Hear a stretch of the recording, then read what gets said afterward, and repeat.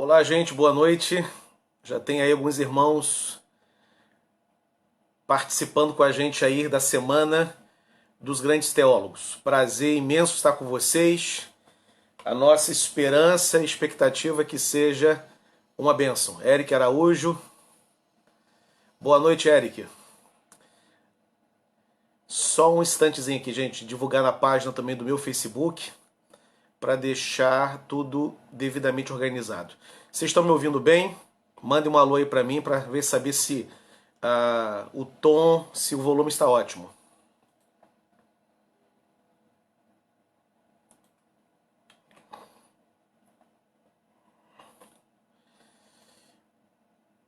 Boa noite, Ronaldo Teixeira, grande Ronaldo, boa noite. Álvaro Elisange, grande pastor Álvaro, boa noite, pastor Álvaro. Bom estar com o irmão também.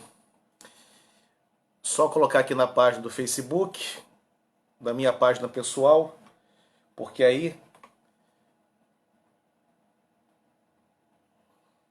por lá as pessoas podem participar também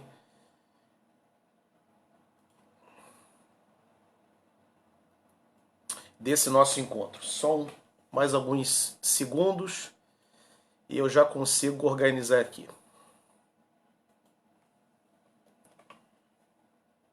Prontinho.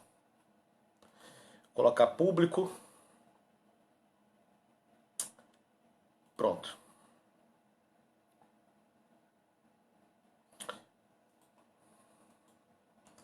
Pronto, agora sim. Yara Valcácer, Pedro Drummond, nosso aluno, Ronald, JP Pereira, Álvaro, Marinho, Fábio Gomide, boa noite, meus queridos, prazer imenso. Me sinto muito feliz aí com essa oportunidade de ter esse momento com vocês. O Seminário Teológico Congregacional de Niterói, ele organizaria a Semana dos Grandes Teólogos em março. Tínhamos tudo já devidamente agendado, desde o final de 2019, todos os preletores confirmados, mas aí veio a pandemia e o seminário, seguindo os protocolos do Ministério da Saúde e também as determinações da Prefeitura de Niterói, nós estamos fechados desde a semana do dia 13 de março. Portanto, aí essa semana agora completando 2 meses que o seminário está fechado. E em face disso, não tivemos como realizar a Semana dos Grandes Teólogos presencialmente. Conversando então com os preletores, todos eles aceitaram o desafio da gente poder transmitir então online a Semana dos Grandes Teólogos para que não perdêssemos a oportunidade da gente discutir esse tema tão interessante. Então a minha gratidão tanto aos preletores que aceitaram o desafio. Tem um benefício nisso tudo, porque ampliamos a semana, ela iria até sexta-feira, e agora, nesse formato digital, ela vai até o sábado, quando receberemos aqui o Tiago Rossi, que é um especialista em Abraham Kuyper. Kuyper não estava incluso nesse primeiro momento, né? Agora o Kuyper entrou. Então teremos aí o Tiago Rossi fechando no sábado a preleção sobre Abraham Kuyper. Então hoje eu vou falar sobre Jonathan Edwards, dando abertura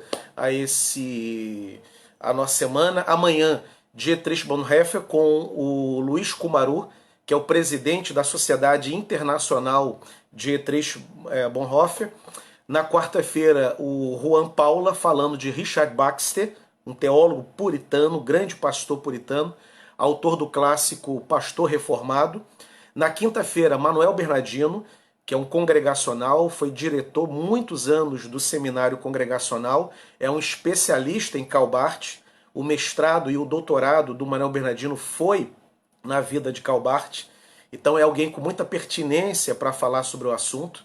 Na sexta-feira, Antônio Carlos Costa, falando do Martin Lloyd Jones. O Antônio tem um mestrado, ele fez um mestrado na França e na vida do Dr. Martin Lloyd Jones. Então, inclusive, publicou um livro sobre o doutor da Westminster Chapel.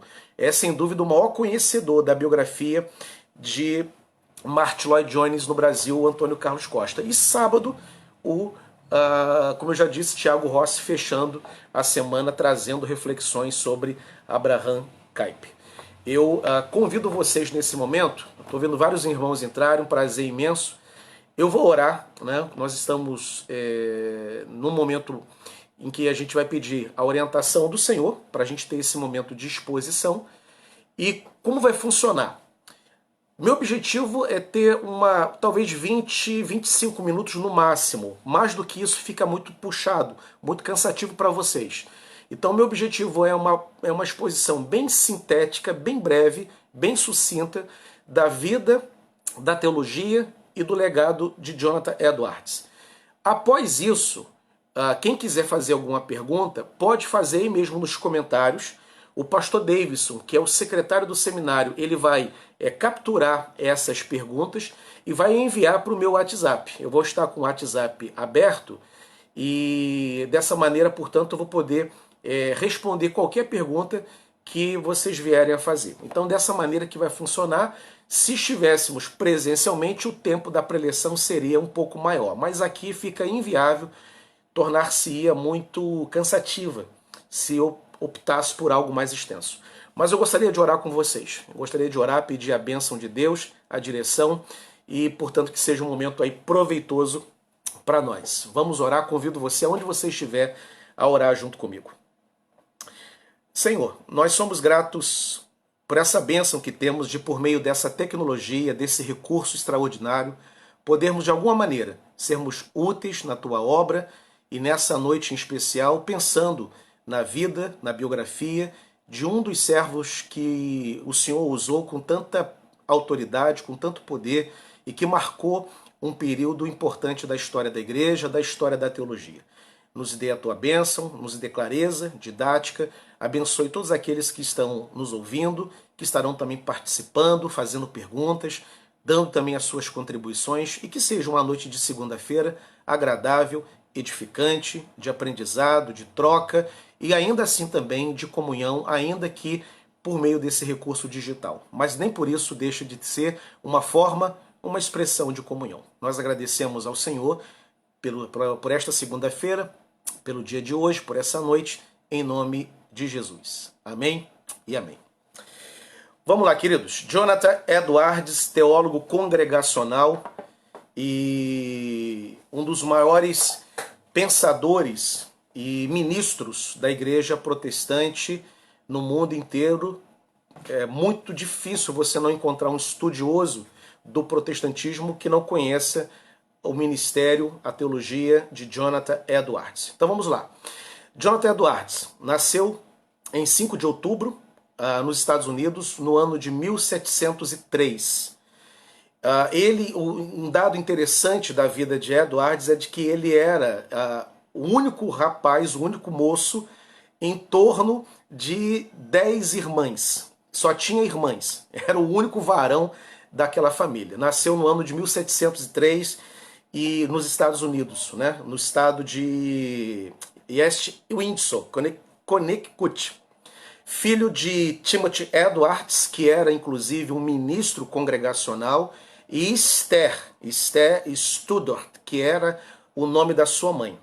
Um dado interessante da família de Jonathan Edwards é de que ele era descendente daqueles puritanos que no ano de 1620 deixaram a Inglaterra e a Holanda, atravessaram o Atlântico e desembarcaram naquilo que depois viria a ser chamado de Estados Unidos da América, né? E fundaram aquele grupo de puritanos, eram 102 puritanos presentes no Mayflower, no navio Mayflower, que faz a travessia da Europa para os Estados Unidos, e daquele grupo de 102 tripulantes, um terço, mais ou menos 33, era constituído de congregacionais. E os antecedentes, né, os antecessores, melhor dizendo, do Jonathan Edwards estava naquele grupo ali. Então ele é um legítimo representante de congregacionais puritanos, né? Seu pai, seu avô, tanto a parte de mãe como a parte de pai, vinha dessa longa linhagem de ministros congregacionais. É um dado interessante. Teve uma educação piedosa, né, por parte dos seus pais. Seus pais cobravam muito dele a devoção, a oração, a leitura bíblica. E desde garoto, desde muito cedo, Jonathan Edwards se revelou extremamente interessado pelas letras, especialmente pela leitura das Escrituras Sagradas. Era inteligentíssimo, não tem termo mais moderado para empregarmos acerca da inteligência privilegiada, fora do comum, do Jonathan Edwards. Né? Ele com 6 anos de idade, 6, né? O que você fazia com 6 anos de idade? O que eu fazia com 6 anos de idade? Vamos comparar a nossa infância com a infância do Jonathan Edwards. O que afinal de contas ele fazia quando ele tinha 6 anos de idade? Ele já falava latim com 6 anos. Com 6 anos de idade, já falava latim e também começou a se interessar ali naquilo que hoje nós chamamos de ensino fundamental, pelos estudos de teologia, filosofia. Aos 13 anos de idade já falava grego, hebraico, e que são os idiomas das Escrituras Sagradas. Então, aos 6 anos, já falava latim. Mais ou menos ali, entre 6 e 13, começou a se despertar pelos estudos da filosofia e da teologia, né? Lendo a Bíblia, e se interessou, antes mesmo dos 13 anos de idade, a conhecer o grego, que é o texto, o idioma do Novo Testamento, e hebraico e aramaico, que são os idiomas do Antigo Testamento. Isso com apenas 13 anos de idade, né? Em 1716, com 13 anos, portanto, porque ele nasceu em 1703, né? Ele ingressou na Universidade Yale. Essa universidade, inclusive, que fora fundada em 1701 e fundada por um grupo de 13 pastores congregacionais que saíram da Universidade Harvard. Harvard foi fundada também por congregacionais, né? E 13 pastores saíram de lá e fundaram a Universidade Yale. E essa universidade recebeu Jonathan Edwards quando ele tinha apenas 13 anos de idade. Nessa universidade, ele vai se formar em artes, né, tornando-se bacharel em 1720, com 17 anos de idade apenas, e 2 anos depois, 1722, ele vai concluir o mestrado dele em artes.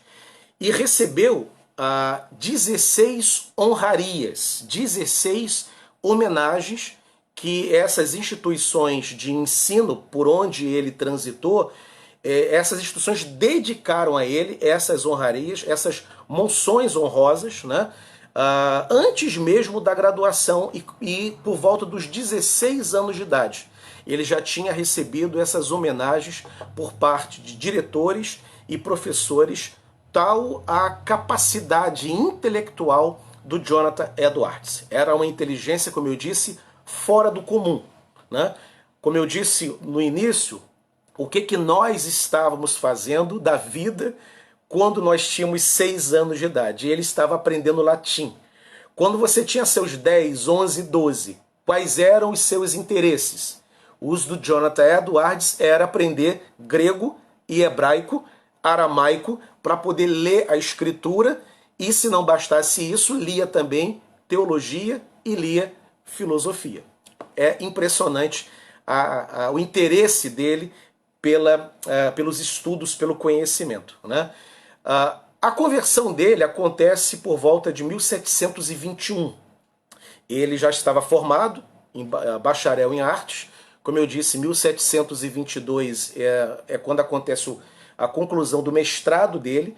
E 1 ano após formado, ele vai ter a experiência de conversão. Ele estava aí com seus 19 anos de idade, né?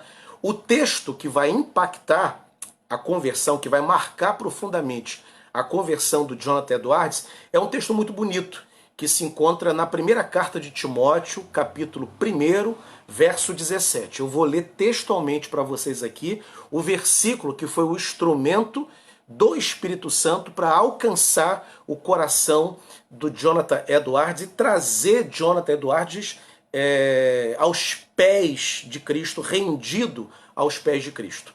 Ao Rei Eterno, o Deus único, imortal, invisível, sejam honra e glória para todo sempre.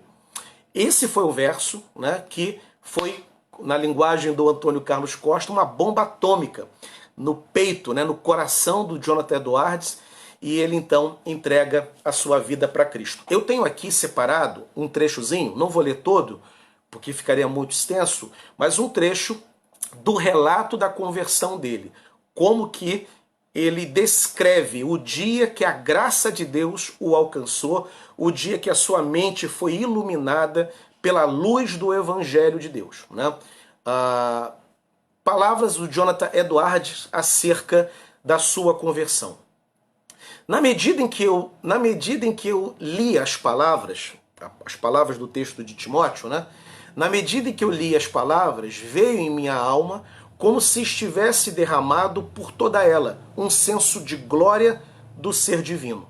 Um novo senso, muito diferente de qualquer coisa que eu tenha experimentado antes.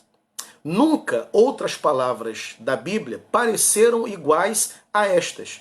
Eu pensei comigo mesmo, quão excelente aquele ser era e quão feliz eu deveria ser se eu pudesse desfrutar daquele Deus e ser levado para Deus no céu e ser de fato envolvido por ele. Eu continuei dizendo e de fato cantando estas palavras da Bíblia para mim mesmo. E então fui orar a Deus para que eu pudesse desfrutá-lo e orei de uma maneira realmente diferente daquela que costumava fazer. Com um novo tipo de afeição. A afeição é uma palavra muito importante na teologia de Jonathan Edwards. Daqui a pouco a gente vai falar um pouquinho desse sentimento, dessa afeição, né? Mas nunca veio ao meu pensamento que aquilo era algo espiritual ou de uma maneira salvadora. A partir daquele momento, eu comecei a ter um novo tipo de compreensão e ideias a respeito de Cristo e da obra da redenção e do glorioso caminho da salvação através dele. Eu tinha um doce senso interior destas coisas, que às vezes vinha ao meu coração, e a minha alma era conduzida em agradáveis vistas e contemplações dela. E a minha mente estava grandemente engajada em gastar meu tempo em ler e meditar sobre Cristo, a beleza e a excelência da sua pessoa e o amável caminho da salvação, pela livre graça nele. Este senso que eu tinha das coisas divinas, frequentemente, repentinamente, se inflamavam como uma doce chama no meu coração, um ardor de alma que eu não sei como expressar. Lindo relato da conversão de Jonathan Edwards, né? O dia em que, lendo o versículo bíblico de Timóteo 1,17, ele então é trazido, apaixonado, aos pés do Senhor Jesus Cristo, né? Quando a sua mente é expandida, né? E ele vê a pecaminosidade própria e as belezas de Cristo, e de maneira irresistível ele corre para os pés de Cristo e ali tem o seu novo nascimento, e nunca mais Jonathan Edwards foi a mesma pessoa. Ele se casou em 1727, com 24 anos de idade. O nome da sua esposa era Sara, né? Que vem também de uma família cristã, de ministros congregacionais, e, portanto, vai ter muita importância na vida dele. Ele faz um relato gentil sobre ela, sobre a Sara.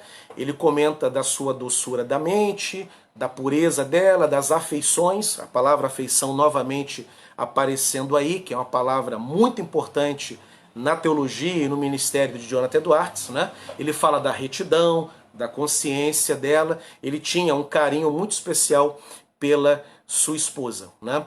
Ela costumava, inclusive, um hábito bem interessante da Sara, ela costumava andar sozinha nos bosques da região ali onde ela morava. E nesses passeios solitários, ela orava, ela conversava com Deus, ela tinha uma busca, né, muito intensa pela intimidade com Deus, né? A palavra intimidade é também uma expressão importante na compreensão da teologia de Jonathan Edwards, né? Pois bem, ele, falando agora do ministério, né? Já apresentei o nascimento, conversão, o ano do seu casamento com a Sara, aí vem o ministério dele. E interessante que o ministério do Jonathan Edwards vai ter serão 3 fases, 3 grandes períodos ministeriais do Jonathan Edwards, né? Ele primeiro vai ter uma experiência de apenas 8 meses, por incrível que pareça, é um dado que poucos conhecem. Ele vai ter uma experiência como pastor presbiteriano. Esse é um dado que pouca gente sabe, né? Foram 8 meses. Ele recebeu um convite, né, para pastorear uma igreja presbiteriana em Nova York, e ele aceita o convite, mas a experiência não vinga, a experiência não dá muito certo, e ela tem uma duração muito curta de apenas 8 meses, né? E eu já ouvi uma vez, não, porque o Jonathan Edwards era presbiteriano, depois que ele foi para congregacional. Não, ele sempre foi congregacional, nasceu dentro de uma família congregacional, vem de pais, avós, né, de famílias que exerciam ministério, inclusive o ministério pastoral, dentro da tradição congregacional, mas de fato ele vai ter o início da sua experiência pastoral na presbiteriana. Não funciona, ele entrega o pastorado, e aí, após essa experiência não muito bem sucedida, ele vai ter a sua segunda experiência pastoral, aí dentro de uma igreja congregacional, onde ele vai exercer grande parte do seu ministério, né? Na igreja congregacional de Northampton. Isso em 1726 até 1749. Serão 23 anos de exercício do ministério pastoral, pregando 3 vezes por semana, né? E é o período maior do seu ministério, quando ele, portanto, vai exercer o pastorado ali na congregacional de Northampton. E o terceiro período do ministério dele foi quando ele vai para Stockbridge, Massachusetts, onde ele vai trabalhar como pastor de colonos e missionário entre os índios. Ele vai deixar, depois de 1749, o pastorado em Northampton e vai exercer esse trabalho como missionário de índios e de colonos. Um dado muito interessante é que o ministério de Jonathan Edwards, em 1749, ele é interrompido. A igreja o coloca para fora. E por que colocaram os membros, o grande Jonathan Edwards, para fora, né? Na verdade, ele não passou no plebiscito pastoral, né? Ele teve uma sucessão polêmica, né? Interromperam o ministério dele. Foi submetido a um plebiscito e a igreja não renovou. Na verdade, a diferença entre votos favoráveis e votos contrários à permanência dele foi absurda. Para ter uma ideia, 10% dos votos válidos apenas eram para que ele permanecesse na igreja. Algo em torno de 90% era para que ele deixasse a comunidade. E qual a razão disso? Por que a igreja interrompeu o ministério do Jonathan Edwards? A razão disso é que havia uma prática, um hábito, de que não somente os crentes que tinham sido batizados e aceitos no rol de membros da igreja, mas até a comunidade de vizinhos, né, os comerciantes, quando eles iam no culto que havia a chamada Eucaristia, a celebração da ceia, esses vizinhos, independente de serem crentes ou não, eles participavam da ceia. Jonathan Edwards aceitou isso por muito tempo. Provavelmente ele discordava dessa prática, ele entendia que somente crentes batizados, que deram demonstrações de arrependimento e mudança de vida e que, aceitos a comunhão da igreja, pudessem ser batizados e também pudessem participar da ceia. Apesar dessa convicção, tudo indica que ele administrou essa discórdia, essa discordância da parte dele, até um certo momento. Depois ele não aceitou mais. E ele então manifestou: a partir de agora eu só vou entregar, oferecer a ceia para quem é convertido, fez pública profissão de fé e quem se batizou. Por incrível que pareça, algo tão fundamental, algo tão básico na compreensão nossa do que é uma igreja, a igreja, em termos majoritários, não aceitou essa posição do Jonathan Edwards. Era uma prática comum que todo mundo participasse da ceia. E disseram: pastor, das duas uma, ou o senhor dá a ceia para todo mundo, ou então o senhor vai embora daqui. Aí ele: não, daqui eu não vou embora, o pastor da igreja sou eu, vou ficar aqui. Ele: então, pastor, vamos convocar um plebiscito e vamos ver se a igreja aceita que o senhor continue ou que o senhor saia da igreja. O plebiscito foi convocado e, por incrível que pareça, aquela igreja congregacional interrompeu o ministério do Jonathan Edwards. Então, colegas congregacionais, se porventura um dia, Deus queira que não, né? Mas se porventura um dia nós perdermos o nosso plebiscito, lembremos-nos e nos consolemos que até o grande Jonathan Edwards teve um dia o seu ministério interrompido também por uma incompreensão da igreja. E veja que ele está certo, né? Quem é que vai dizer que Jonathan Edwards estava errado porque se recusou a entregar, a ministrar a ceia para o incrédulo, né? Todos nós entendemos que só crente pode participar, mas por incrível que pareça a igreja não entendeu assim e colocaram o homem para fora, né? Interromperam o ministério do Jonathan Edwards, né?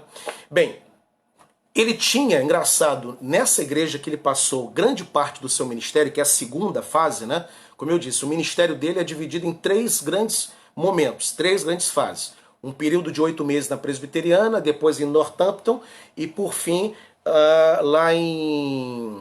o nome do lugar mesmo, Stowbridge, lá no finalzinho do ministério da vida dele, quando ele vai servir como missionário e vai pastorear índios e colonos, né? Essa igreja, onde ele passou grande parte da sua vida, ele tinha algumas críticas. Ele recebera a comunidade do seu avô, né? O seu avô passou a comunidade para ele e ele então tinha essa percepção um tanto crítica da igreja. Eu vou ler aqui um trechinho de umas palavras que ele registrou sobre esta igreja, né? A igreja de Northampton. A maior parte parecia, está falando da membresia, a maior parte parecia estar insensível naquela época, a época que ele assumiu o pastorado. Insensível para com a religião e preocupada com outros cuidados. E também preocupado com outros projetos. Logo depois da morte do meu avô, que passa o bastão para ele, a época parecia ser de extrema indiferença com a religião. A licenciosidade, por alguns anos, prevaleceu entre a juventude daquela cidade. Vários deles gostavam muito de andar à noite, frequentar a taverna, praticavam coisas impuras, nas quais alguns, por seu exemplo, corrompiam excessivamente uns aos outros.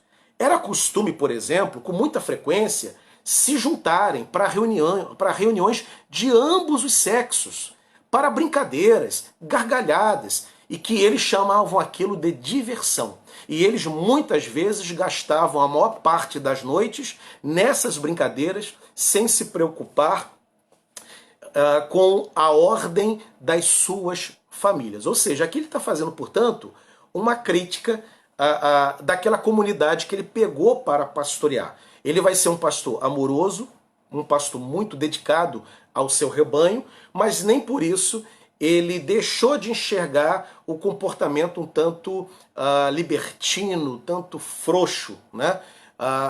Postura essa que será um tanto corrigida quando vai eclodir naquela região, vai irromper naquela região os famosos avivamentos que ele, inclusive, vai presenciar e vai se tornar, inclusive, um grande instrumento nas mãos de Deus naquele período de avivamento. Esse período aqui é anterior ao derramamento do Espírito Santo naqueles dias, naquela região, né?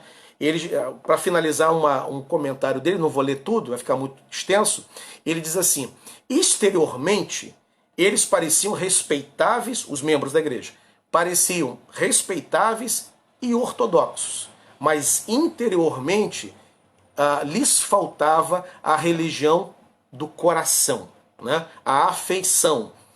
Pela terceira vez dizendo, essa questão da religião interna é muito importante na teologia do Jonathan Edwards, né?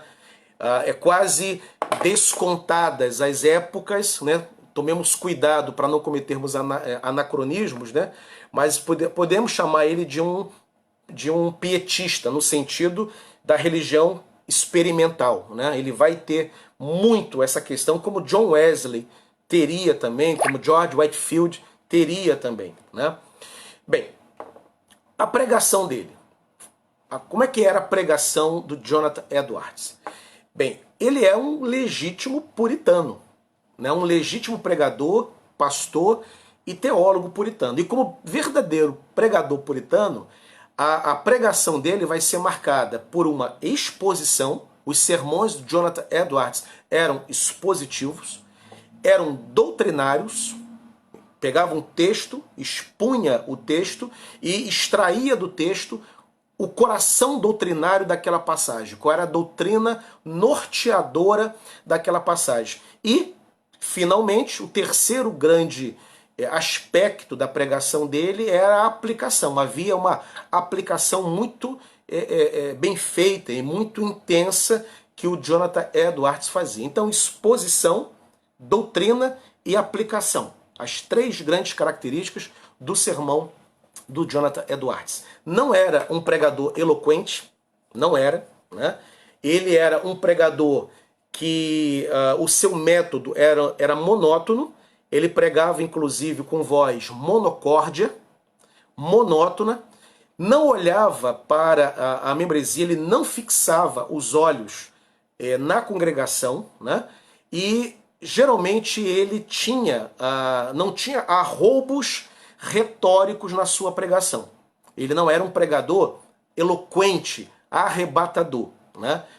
Interessante que ele vai ser contemporâneo e vai receber, inclusive, a visita periódica de ninguém menos George Whitefield, o grande pregador inglês, metodista, que vai ser um instrumento nas mãos de Deus na Inglaterra, no grande avivamento que acontece na Inglaterra, chamado de avivamento wesleyano, né? E daquele trio da Inglaterra, George Whitefield, John Wesley e Charles Wesley, George Whitefield era o pregador mais poderoso, muito mais poderoso, muito mais eloquente que John Wesley. Entretanto, o Jonathan Edwards não era um pregador dado a arroubos e de arrebatar a congregação, como George Whitefield era. E, aliás, o George Whitefield, quando visita o Jonathan Edwards, e os dois vão fazer alguns trabalhos itinerantes e pregar para alguns latifundiários, geralmente, num primeiro momento, o povo rejeitava a pregação do George Whitefield, achava ele muito exagerado, muito emotivo, fazia muitos apelos emocionais, né? Não apelo, a prática do apelo de chamar à frente, mas apelo direto ao coração, e já o Jonathan Edwards não era assim.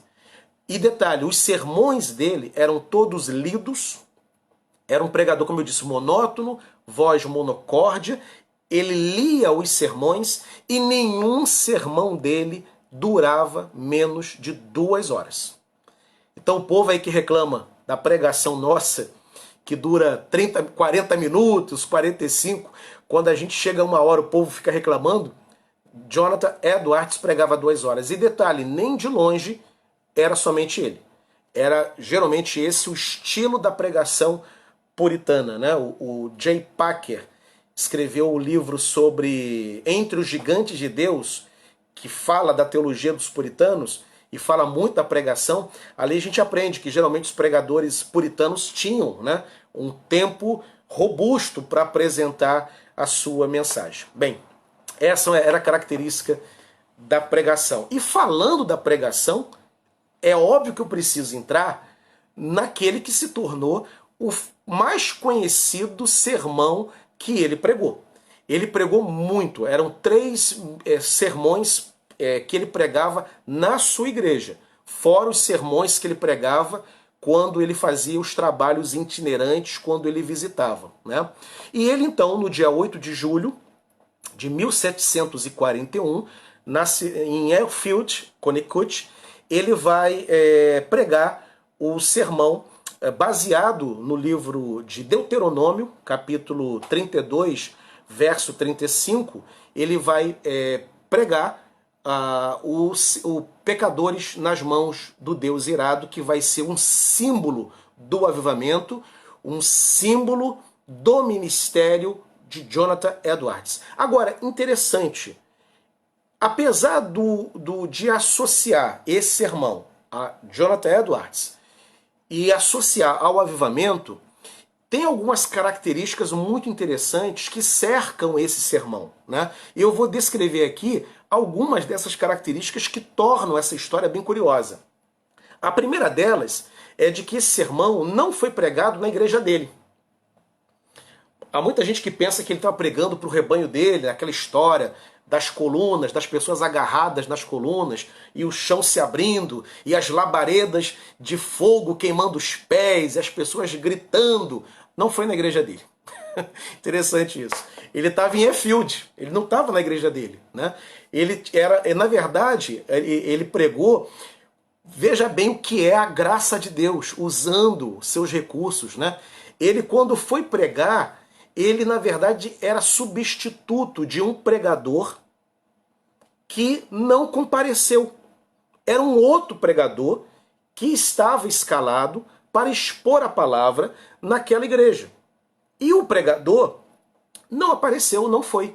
Como Jonathan Edwards estava por ali, né, ele então foi chamado para poder substituir o pregador. E ele então, de surpresa, ele não imaginava, ele saca um sermão que já tinha sido pregado.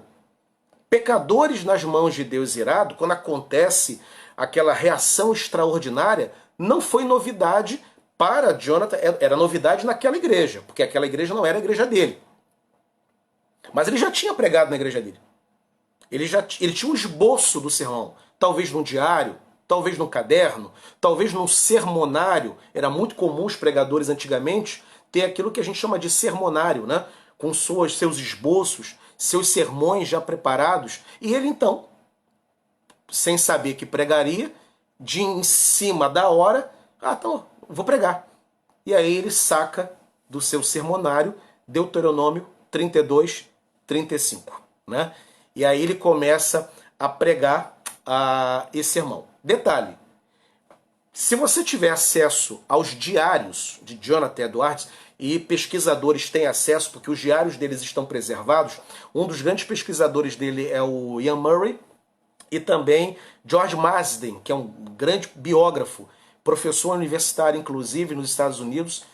Não há nenhuma nota do Jonathan Edwards desse sermão. A reação foi a reação do povo que estava ouvindo. Ele pregou, as pessoas reagiram e ele só viu. Não há nenhum... Você abrindo as páginas do diário dele, não há nenhum comentário extraordinário, surpreso. Ele lidou com aquilo de uma maneira muito tranquila, de uma maneira muito fria, digamos assim, né? Agora, isso como ele reagiu. Como que os ouvintes reagiram? Eu vou ler para vocês o trecho de uma testemunha que narrou o que presenciou. E essa testemunha, a narrativa dela, o testemunho dela está no livro do Ian Murray, a biografia do Jonathan Edwards, que é uma biografia muito sólida, muito séria, né? Diz assim: O nome da testemunha é Stephen Williams, senhor Stephen Williams. O que ele diz? Né? Gritos, choros assombrosos e penetrantes por parte da congregação. Jonathan Edwards pregava lendo o sermão, não olhava para a congregação e com voz baixa, sem nenhuma agitação corporal. O sermão foi longo e, ao terminar de pregar, as pessoas estavam aos gritos e aos choros assombrosos e penetrantes. Testemunho de uma das pessoas que viu Jonathan Edwards pregar pecadores nas mãos do Deus irado. Ele ficaria marcado para sempre com esse sermão, né? Um conceito importantíssimo quando se estuda Jonathan Edwards. Ele propõe a junção, a conjugação da mente informada do coração aquecido, né? Em outras palavras, luz na mente, fogo no coração. Um tema dominante das pregações e da teologia dele é a majestade de Deus e a religião experimental, né? Ele vai trabalhar muito essa questão de Deus sendo um Deus majestoso. Os relatos dele, das orações, dos momentos de comunhão, vai exaltar a majestade de Deus e vai exortar os ouvintes a terem a experiência do novo nascimento, né? Interessante que essa questão da experiência, né, vai ser uma coisa muito interessante, porque quando a reforma protestante acontece, primeiramente na Alemanha, com Lutero, num primeiro momento, o conceito de justificação é um conceito de justificação forense. Você crê e, ao crer, está justificado. Sem a necessidade de uma experiência, de um marco, de um drama. Com os puritanos, especialmente Jonathan Edwards, a justificação pela fé é a doutrina reformada principal, mas a conversão produz uma experiência. Há um novo nascimento que acontece. Algo acontece na vida daquele que passa pela conversão. Isso vai ser muito forte nos puritanos e muito forte, especialmente, no ministério do Jonathan Edwards. Bem, há um comentário aqui que eu quero também destacar sobre o sermão Pecadores nas mãos do Deus irado. Vale a pena a gente destacar aqui, são poucas linhas, peço um pouquinho da paciência de vocês. O resultado desse sermão foi como se Deus arrancasse um véu dos olhos da multidão para contemplar a realidade e o horror da posição em que estavam. Em certa altura, o sermão foi interrompido pelos gemidos dos homens e os gritos das mulheres. Quase todos ficaram em pé ou caídos no chão.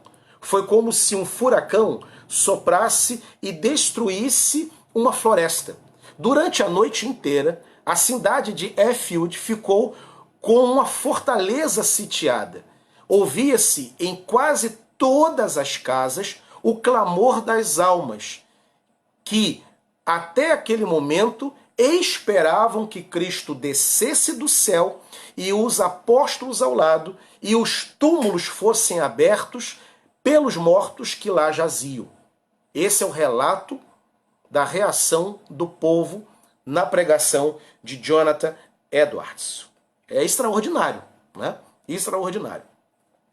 Agora, não houve só, melhor dizendo, elogios. Teve gente que criticou. Teve gente que achou aquilo uma expressão de fanatismo. O Jonathan foi criticado. Teve gente que, você está ficando louco, você quer levar as pessoas à loucura, olha o que você pregou. As pessoas desmaiaram, teve gente gritando, teve gente com insônia, teve gente que passou a noite inteira chorando por causa daquela pregação, né? Então, olha bem o que você expôs, presta atenção nas suas palavras, né? E os críticos, a ala crítica do Jonathan Edwards, chamariam ele, né, de pregador de inferno e enxofre. Pregador de inferno e enxofre. Porque ele era bem claro. Quem crê está salvo. Quem não crê está condenado. Né? Então ele seria chamado de pregador de inferno e enxofre. Bem, vamos caminhar para o fim. Né? Já são 19h45. Falar um pouquinho da erudição dele. Né? Eu já falei que com 6 anos aprendera latim, antes dos 13 já tinha aprendido grego e hebraico, já tinha se interessado por teologia e filosofia, aos 16 já era bacharel e aos 22 já era mestre em artes. Né? Bacharel em artes aos 16 e mestre em artes aos 22 anos. Vamos dar uma olhadinha na erudição, nas características da erudição de Jonathan Edwards. Vamos lá. Até os 22 anos de idade, ocasião do seu mestrado, né, ele teria lido, olha só que coisa impressionante, ele leu 33 Bíblias, leu 272, eu vou repetir, 272 obras de teologia, leu 62 obras de história da igreja, leu 24 devocionais, leu 17 obras de outros temas e leu 37 sermões. 33 Bíblias, 272 livros de teologia, 62 livros de história da igreja, leu 24 devocionais, leu 17 obras com outros temas e leu 37 sermões. Agora, tudo isso que eu descrevi para vocês foram obras da categoria religiosa, porque houve também obras da categoria que a gente pode chamar didaticamente aqui de obras seculares. E ele leu muito também obras seculares e eu vou dar os números aqui para vocês, antes dos 22 anos de idade. Presta atenção aqui. Leu 8 obras sobre educação. Leu 16 obras sobre geografia. Leu 43 obras sobre história. Leu 6 obras sobre família e conduta. Leu 43 livros sobre idiomas. Leu 18 dicionários. Leu 28 sobre literatura. Obras da literatura mundial. 28 é o quantitativo que ele leu. Leu 11 biografias, leu 12 obras sobre matemática. Aquilo que eu detesto matemática, detesto física, o homem tinha também capacidade para matemática, 12 obras sobre matemática.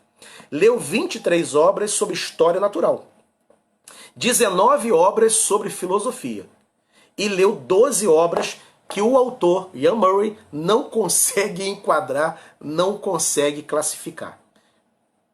São as obras do campo secular que Jonathan Edwards leu. Né? Ele tinha, portanto, uma capacidade impressionante de leitura e de compreensão, né, acerca desses assuntos tão diversos que ele buscava conhecimento. Né? Era um homem muito comprometido com Deus, comprometido com a igreja, ele era um pastor dedicado. Apesar de ser um gigante teológico, ele era um pastor. Interessante isso, ele nunca abdicou do seu rebanho, ele nunca abdicou da sua igreja por causa da teologia. Né? E o que eu acho mais interessante nesses homens também é que essa grande relevância do Jonathan Edwards alcançado na história do protestantismo não foi algo que ele pretendeu, foi graça. Deus é quem fez isso na vida dele. Eu acho muito interessante isso, que geralmente quem busca muito espaços de relevância termina não alcançando.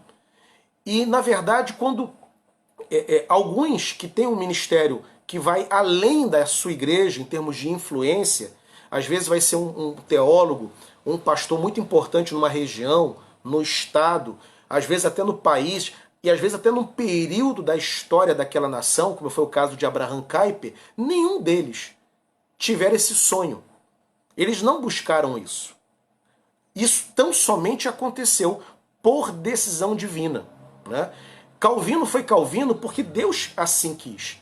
Deus entregou a Calvino um ministério nacional. Deus entregou a Lutero um ministério nacional. A outros Deus não entrega.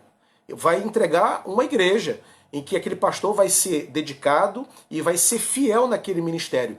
Jonathan Edwards, apesar da relevância que ele alcança, ele sempre primou pela igreja dele, nunca abriu mão.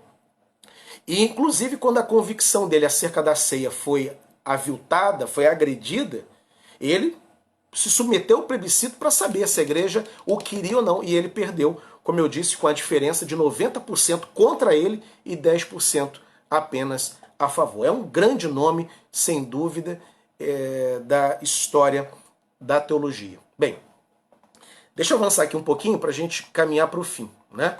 Falar um pouquinho do avivamento. Não posso terminar, uma vez que Jonathan Edwards é conhecido como teólogo do avivamento, né?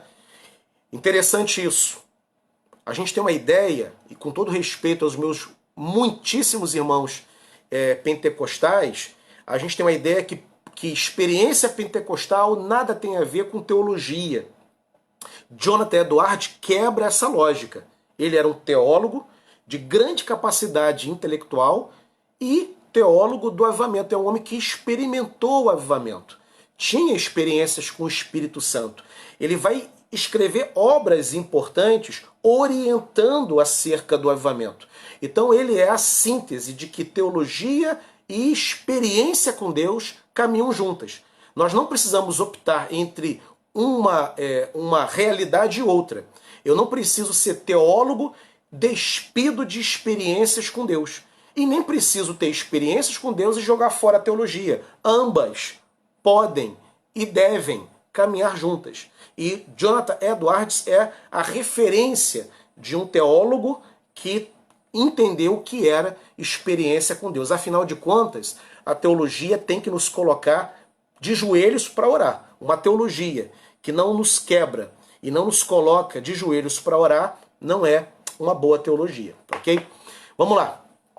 O avivamento de 1734, poderoso avivamento que vai varrer aquela região, em que Jonathan Edwards vai presenciar, né? Deixa eu ler aqui para vocês um trechinho desse avivamento de 1734. Um grande e sério interesse acerca das coisas da religião e da palavra eterna de Deus tornou-se universal em todas as partes da cidade.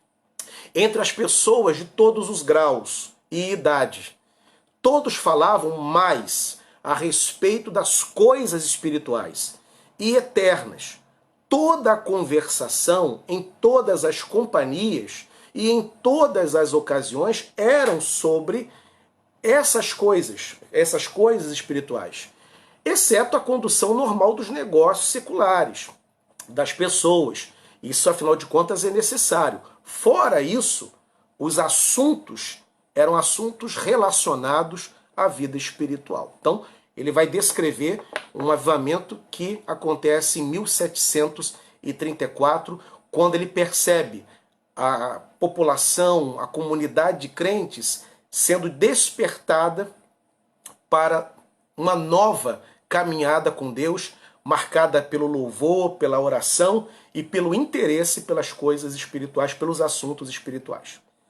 Aí vem o ápice, né? O avivamento que irrompe em 1734, ele vai perdurar 35, 36, 37, 38. Quando chega em 1740, esse avivamento ele está no auge, né? Ele chega ao seu momento maior, né?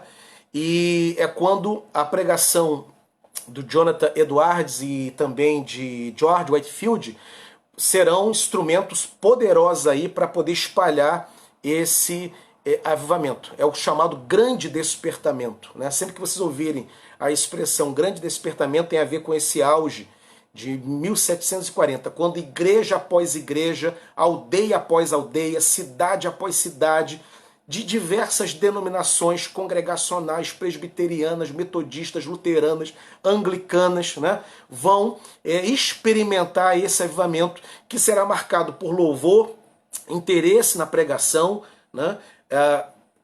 Assistência aos cultos, os cultos serão muito bem assistidos e vai ter também algumas experiências curiosas, né? Gente gritando, gente desmaiando, gente caindo, essas coisas não acontecem somente hoje não, né? E aqui vai uma coisa, os reformados, né, os calvinistas, têm muita implicância com algumas reações que acontecem em cultos pentecostais, né? Eu entendo grande parte dessa reserva, eu entendo. Mas quando a gente abre as páginas da história, por exemplo, leiam os diários de John Wesley. Leiam, por exemplo, os relatos de George Whitefield, quando eles pregavam lá na Inglaterra, nas minas de carvão, quando havia a pregação e a reação do povo que ouvia era uma reação dramática, desesperada. Tinha gente que tremia, estava debaixo da operação do Espírito Santo, estavam debaixo da convicção de pecado. Então, isso aconteceu também no tempo de Jonathan Edwards. Então essa coisa assim, o culto reformado, todo mundo parecendo aquele lorde inglês, tudo quietinho, né? Aquela coisa muito educada, muito europeia, né? Não era muito assim não. Havia muita reação emocional, né? Agora detalhe, aí que vem a diferença com alguns líderes pentecostais. E quando eu digo isso, eu digo com cautela e com respeito. Ninguém precisa ficar zangado comigo. É que esses grandes líderes, como Wesley, como George Whitefield e como principalmente o Edwards, eles nunca recomendaram isso. Você não vai ver nenhuma reunião, né, influenciando o povo a gritar, a cair, a gemer. Essas situações aconteciam, eles eram até desconfiados. O Jonathan Edwards vai escrever um livro para tratar dessas reações. Há um livretozinho publicado aqui no Brasil, se não me engano pela Pace, com o título A Genuína Experiência Espiritual. É um livreto, que é baseado na obra O Tratado das Afeições, publicado há 2 anos pela Vida Nova, onde ele mostra, portanto, como identificar uma verdadeira operação do Espírito Santo daquela que não é tão legítima assim. Então, a diferença deles é que eles não incentivaram. Eles não pegavam, irmão, começa aí, começa a falar alguma coisa aí, começa a glorificar a Deus que você vai cair e vai gemer. Nós não encontraremos esses reformados fazendo isso. O Edwards pregava em voz monocórdia, monótona, com a lamparina numa mão e o manuscrito do sermão, várias páginas na outra. Não tinha luz elétrica. E a reação era espontânea. Era uma reação que vinha do povo. Agora, acontecia a reação. Então, os reformados, que ficam com essa ideia, né, de um culto, do diretório do culto, tudo muito organizadinho, muito litúrgico, não era bem assim não. Tá? Havia muita reação emocional. Isso é interessante dizer. Afinal de contas, estavam no meio de um grande avivamento, né? Bem, quero terminar, porque já vai dar... No meu relógio aqui já são 8 horas, estou 1 hora falando, e quero saber se tem algumas perguntas. Daqui a pouco eu vou chamar o pastor Davidson. Deixa eu ver aqui. O Davidson já mandou várias perguntas. Já abri aqui para poder responder.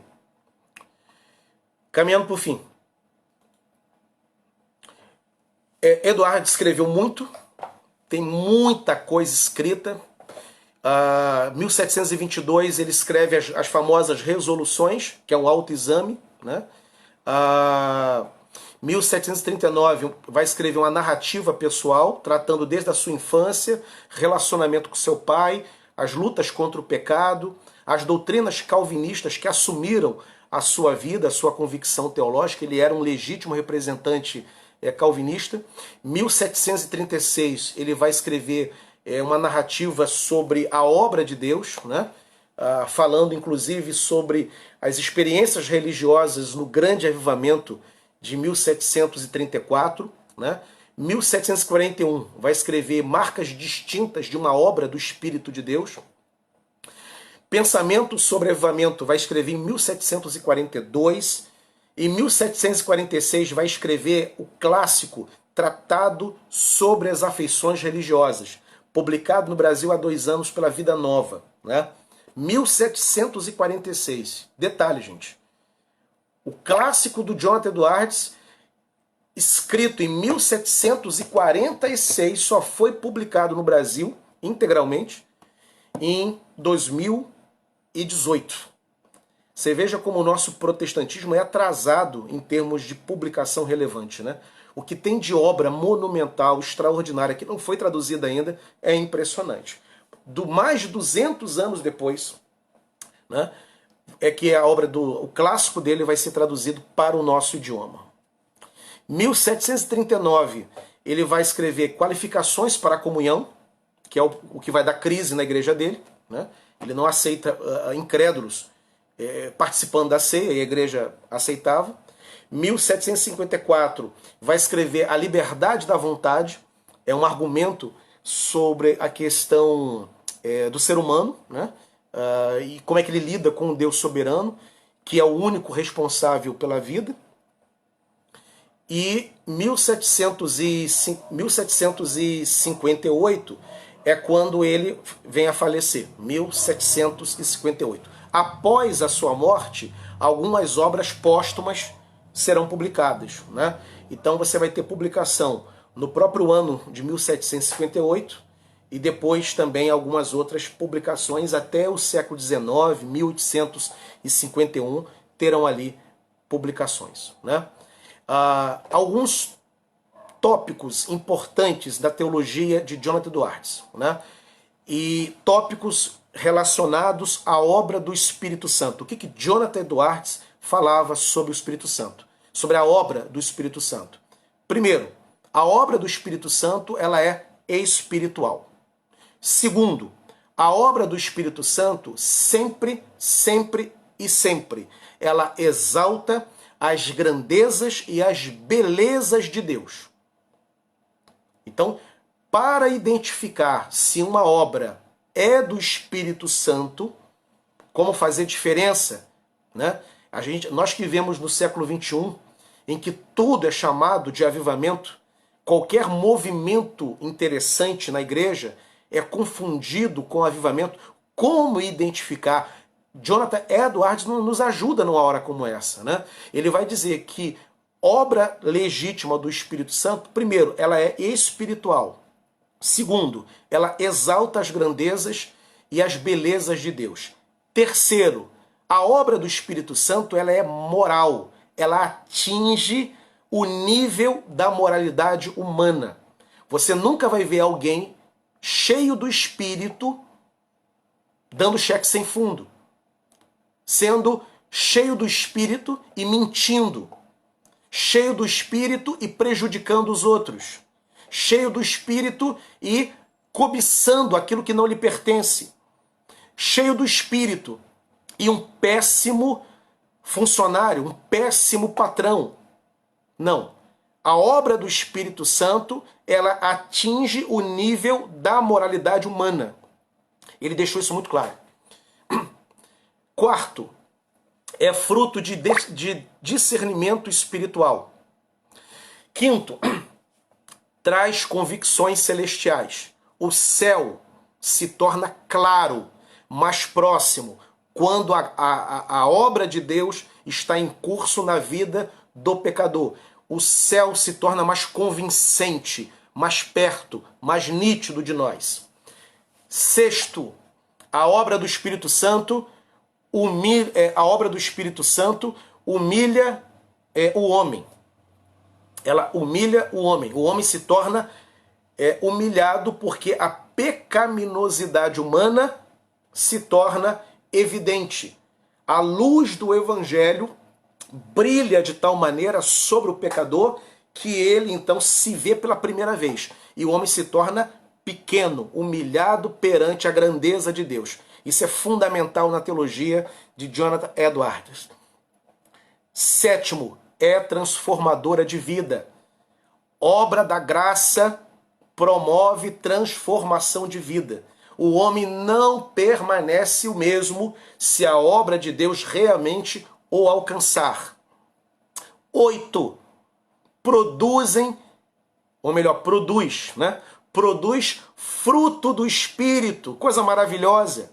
O Jonathan Edwards vai dizer, se a obra é do Espírito, o fruto do Espírito, conforme Gálatas 5:22, será produzido. Né? 9. Essa obra é terna, é carinhosa, ela acalenta o coração, não é uma obra abrupta, né? Ela é uma obra terna, interna, né? Afetuosa, carinhosa. 10ª característica da obra do Espírito, ela é equilibrada. Havia reações emocionais na igreja dele, mas ele não incentivava, ele observava. E ele as respeitava, mas não incentivava, mas reconhecia a legitimidade em grande parte delas. A obra do Espírito, portanto, é equilibrada. 11º, conduz à santidade.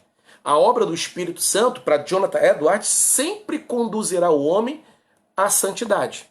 O homem nunca será um ser imoral e, ao mesmo tempo, cheio do Espírito. Ele não vai ser alguém que escandaliza e, ao mesmo tempo, cheio do Espírito. A obra do Espírito leva esse homem aos caminhos da santidade, às veredas da santidade, às veredas da justiça. E, por fim, 12ª característica, a obra do Espírito, ela é prática. Tá? Leva o homem a evangelizar, leva o homem a plantar igreja, leva o homem a estudar a palavra, leva o homem a orar. Ela não é abstrata, ela não é teórica. A obra do Espírito mexe com o homem e o leva à ação. Jonathan Edwards. Né? Bem, gostaria de terminar com a seguinte conclusão. Precisamos de Jonathan Edwards. A igreja brasileira precisa de Jonathan Edwards. Né? E por que precisamos dele? Para entender o perfeito e bíblico equilíbrio entre mente esclarecida e um coração em chamas. A mente em chamas e o coração iluminado, né? Ou ao contrário, a mente iluminada e o coração em chamas. Precisamos dele, né? Precisamos de Jonathan Edwards para conjugar erudição e piedade. Precisamos de Jonathan Edwards para conjugar intelectualidade com vida de oração. Que sejamos homens eruditos, amantes da palavra e da teologia, mas sejamos também homens de oração, né? Afinal de contas, Atos 2,42, quando a igreja primitiva surge, ela perseverava na doutrina dos apóstolos, na comunhão, no partir do pão e nas orações, palavra e oração, né? Precisamos de Jonathan Edwards para conjugar lucidez com santidade. Precisamos de Jonathan Edwards na igreja brasileira para conjugar avivamento e teologia, né?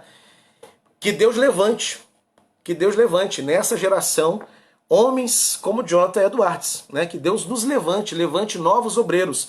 Afinal de contas, ele só foi o que foi porque Deus o levantou um dia. Então, não a ele, mas ao Senhor, toda a honra, toda a glória, todo o louvor pela vida do reverendo Jonathan Edwards. Deus seja louvado pela vida do seu ministro, Deus seja louvado pela vida do seu obreiro. 8 e 9.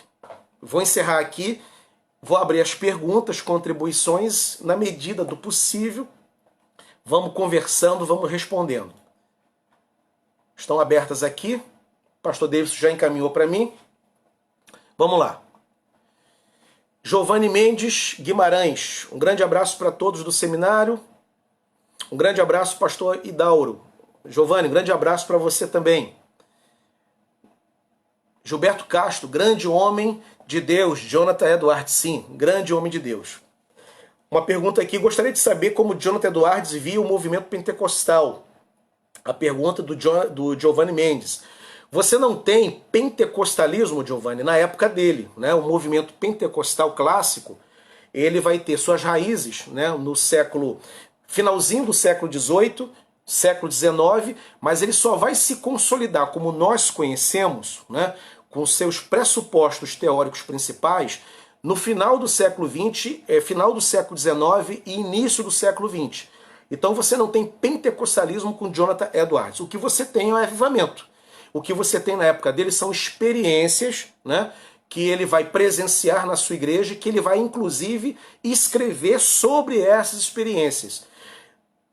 Se nós pudéssemos aqui, num exercício cauteloso, de tentar entender um pouco o que ele acharia do movimento, no início, não o neopentecostalismo, porque o neopentecostalismo representa uma outra coisa, que não é tema aqui meu, né? Um dia talvez a gente venha conversar sobre o neopentecostalismo. Mas certamente ele olharia para o movimento e ele reconheceria muitas das operações do movimento pentecostal, né? O fervor evangelístico, a busca pelo Espírito Santo, a busca pelas experiências, tudo isso aí ele reconheceria. Não concordaria com algumas ênfases teológicas que o movimento pentecostal tem, não concordaria, né? Mas o zelo evangelístico, o fervor, a busca pela santidade, pela experiência, isso aí certamente estaria dentro do escopo de reconhecimento do Jonathan Edwards, sem dúvida nenhuma, porque muito do que se viu nesses traços do movimento pentecostal já era existente na época do Jonathan Edwards e ele reconhece. Ok?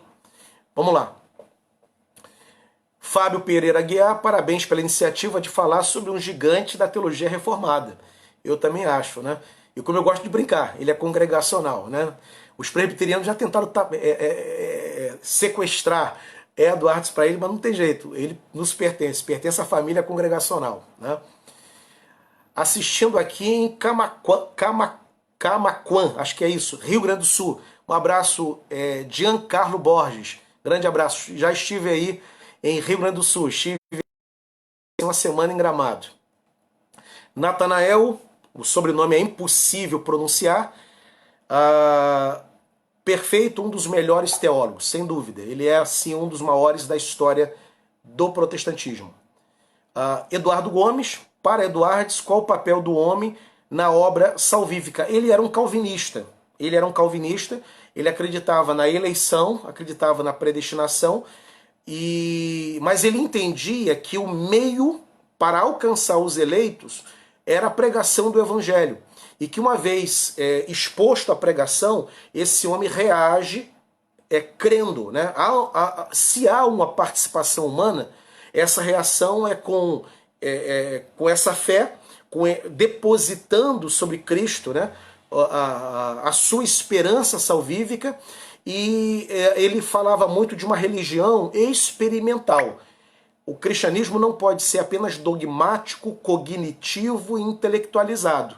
Ele passa por uma experiência que será diferente, variando de pessoa para pessoa, mas tem que acontecer alguma coisa. Essa é a participação que ele esperava, né? Mas uma espécie de que a fé é minha, né? Como por exemplo, você pega algumas pregações fechadas, né, com algumas outras correntes que não o calvinismo, de que o homem, por exemplo, é neutro para responder sim ou não para Deus. Isso você não vai encontrar na teologia de Edwards, porque ele é um calvinista, ele crê que o homem é depravado, moralmente caído, nada pode fazer por si mesmo, e que ele precisa de fé e arrependimento para ser salvo. E tanto a fé quanto o arrependimento são concessões do Espírito Santo. A fé é um dom, Efésios 2,8, né? E o arrependimento só vem se o Espírito Santo primeiro convencer o homem do pecado, da justiça e do juízo. E aí o homem reage. Mas essa reação sempre é tão somente o resultado de uma obra que o Espírito Santo irresistivelmente começou no íntimo do pecador. Alessandra Alves, que bênção de esposa. Sim, a Sara foi uma bênção. Há uma história, inclusive, que eu tentei até localizar a nota, né? Pena que eu não me lembrei de fazer isso hoje, porque eu poderia trazer para vocês aqui. Ela era uma mulher de oração. Se fala muito do Jonathan Edwards e fala pouco da Sarah, sua esposa.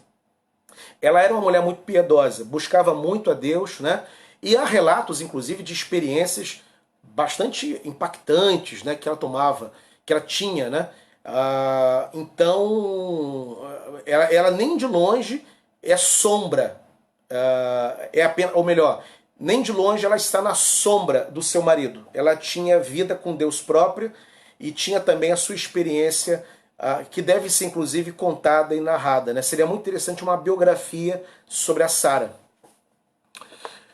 Franciélio de Freitas Silva: tem algumas dúvidas sobre Edwards, mas vou priorizar duas. Os relatos geralmente chocantes sobre a pregação famosa dele, Pecadores nas mãos de um Deus irado, que tanto se ouve, procede com realidade, o que realmente aconteceu no dia que ele pregou esse sermão. E segundo, é verdade que ele lia todo o seu sermão sempre que pregava e que tinha um tom tanto monótono?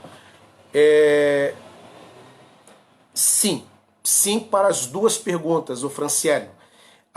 Houve reações entusiasmadas, reações muito emocionais à pregação do Pecadores nas mãos de Deus irado. Detalhe, não incentivado por ele, né? Mas aconteceram essas reações. E sim, para a sua segunda pergunta, ele era um pregador monótono, ele não era um pregador eloquente, ele não era um Apolo, né? Ele era muito mais um Paulo. Lembra que Paulo pregou e Eutico caiu no sono? É tão longo e talvez tão monótono, né? Até Lucas vai dizer assim, o prolongado discurso de Paulo, Eutico dormiu, né? Então o Jonathan estava muito mais para Paulo, né? George Whitefield estava mais para Apolo, pregador eloquente e bastante emocional, né? Emotivo. Fábio Pereira Guiado: homem não regenerado nenhum. Eu não entendi, deve ser alguma colocação sobre a pregação de Jonathan Edwards. Não entendi aqui a colocação do Fábio. Ingrid, esse é meu pastor. Ingrid, beijo para você, minha querida. A Ingrid é membro da nossa igreja, querida irmã. Alessandra Alves: João Calvino também foi afastado. Sim, Calvino também foi, né? Chegou um tempo que Genebra não aguentou o programa de reforma de Calvino e botou Calvino para fora. E 3 anos depois ele volta, né? 1538 Calvino é expulso e 1641 Calvino volta, né? Porque depois que ele foi expulso, a cidade voltou aos mesmos níveis imorais de antes. As autoridades perceberam a bobagem e pediram que Calvino voltasse. Calvino volta e fica até o final da sua vida. Então os homens de Deus passaram por isso, né? Por essas incompreensões.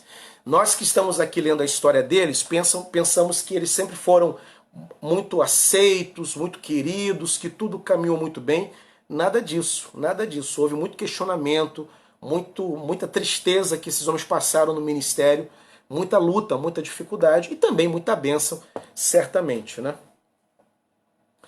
Natanael comenta de novo: ele é um teólogo diferenciado entre muitos. Sim, é um grande teólogo diferenciado. Érica Araújo: a palavra fluía na vida deste homem com uma cultura bíblica extraordinária. Sim, Érica, ele era tinha muito repertório, né? A profundidade do nível das leituras dele dava a Jonathan Edwards um repertório extraordinário. E isso a gente vê nos seus escritos, na sua capacidade intelectual. Francielo faz outra pergunta: qual é o modelo de pregação comumente usado por Jonathan Edwards? Era expositivo, tá? Li em algum lugar que Edwards não costumava cultivar relacionamentos pessoais na igreja onde pastoreou, pois entendia que seu foco devia ser na pregação e no estudo da palavra, e que por isso não teria obtido tanto apoio quando foi demitido ou expulso da igreja. Procede a informação? Se sim, qual a opinião do professor Hidalgo? Eu concordo, né? Tudo indica que ele era um homem, era um pastor dedicado. Todas as biografias falam da dedicação pastoral, da poimênica, que é a palavra grega para pastor, do Jonathan Edwards.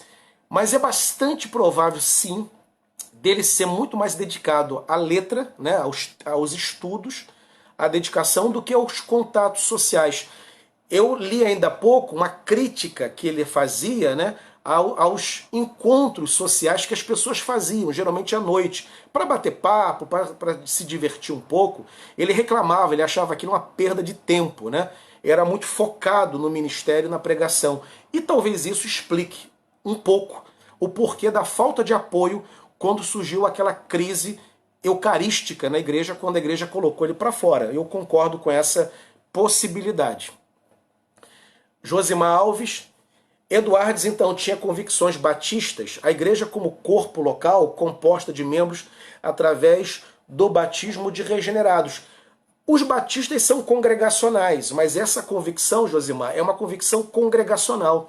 A tradição congregacional, ela contemplava, né, essa questão da igreja local, autônoma, soberana, composta de crentes regenerados. Os batistas vão trabalhar também com esse conceito, mas essa é uma teoria que surge com os puritanos ali da igreja anglicana, e os puritanos darão origem, né? Eles foram expulsos da igreja anglicana, perdão, e num evento chamado a Grande Expulsão, quando 2.000 pastores foram expulsos. E essa grande expulsão provoca o surgimento de 3 grandes tradições: a presbiteriana, a congregacional e a batista, né? E batistas e congregacionais irão pensar muito parecido, com uma diferença: forma de batismo. Porque os congregacionais serão aspersionistas e pedobatistas, e os batistas serão imersionistas, né, e credobatistas. Natanael faz outra pergunta: realmente Edwards era bem na dele, sem muitas amizades? Sim, não tinha muito contato, mas detalhe, era um pastor dedicado, só não tinha muito essa coisa do convívio social, né? O curso que há na Fiel, o curso na liderança cristã, explica isso. Sim, a Fiel lança, né, de vez em quando curso sobre ele. Fábio Pereira, Aliança do Meio Caminho pratica desenvolvimento. Aliança do Meio Caminho pratica desenvolvimento pelo seu avô, Reverendo Solomon Studart. Sim. Ele recebe a igreja do seu avô, né? E detalhe, quando ele vai assumir a igreja, ele já percebe alguns problemas da comunidade, né? O avô não estava mais, já tinha falecido, e era uma personalidade, pastoreou a igreja por mais de 50 anos, o avô dele. Então era uma figura extraordinária. Era um pastor importante e na comunidade também era uma figura muito proeminente, né? Mas ele já percebe problemas da igreja assim que ele inicia o pastorado. Érica Araújo, 13 anos com formação em hebraico, aramaico, grego e latim, exatamente, né? Leonardo Cruz, grande Leonardo.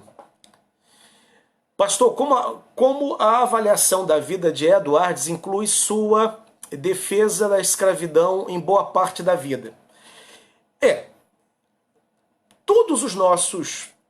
Todas as nossas referências, elas não são, embora sejam referências, esses homens de Deus, né? Mas todos eles tiveram suas mazelas, seus equívocos, né? E o Jonathan Edwards, ele era a favor da escravidão. E não só a favor. Ele tinha escravos. Jonathan Edwards tinha 4 escravos. A família dele era a família proprietária de 4 escravos, né? Agora, era a cosmovisão da época. Já havia críticos da escravidão, Léo, naquela época? Já havia pastores críticos, né, da escravidão. Já havia, inclusive, paróquias que criticavam pastores que eram donos de escravos, né? Mas era um debate ainda aberto, era um debate ainda em construção, e é um debate que ganharia ainda contornos muito dramáticos no século XIX, né?